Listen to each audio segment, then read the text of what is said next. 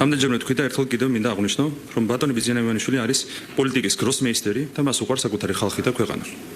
მისი პოლიტიკური წონა სწორედ ამ ორ ძირითად ფაქტორს ეფუძნება: გამორჩეულ ინტელექტს და უანგარო პატრიოტიზმს. სწორედ ამ ორმა თვისებამ შეაძლებინა მას 2012 წელს ის, რაც ყველას შეუძლებელი ეგონა.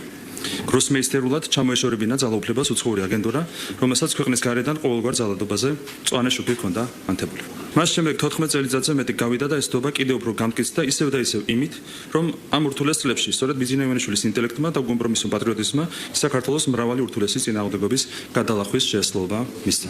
პრემიერ-მინისტრი გამოდის და უნდა ახსნას, რომ ბიძინა ივანიშვილი არ არის ერთპიროვნული ავტორიტარული მმართველი. და მთელი პრესკონფერენცია ლაპარაკობს ბიძინა ივანიშვილი არის გროსმეისტერი, არის უდიდესი ადამიანი, ყველაზე მაგარი მნიშვნელობა აქვს მას ჩვენი ქვეყნის ისტორიაში და ასე შემდეგ. მთელი 20 წუთი ამას ლაპარაკობს პრემიერ-მინისტრი. ჩემი უფროსია, ის წვეთ, თავარი გადაწყვეტილებებს ის იღებს, რაღაც ძალიან დიდი ინტელექტი აქვს. ასეთები ლაპარაკა 20 წუთი. ეგეთი რაღაცა, ანუ აი მართლა ერთპიროვნული მმართველობები ხო არსებობს არა?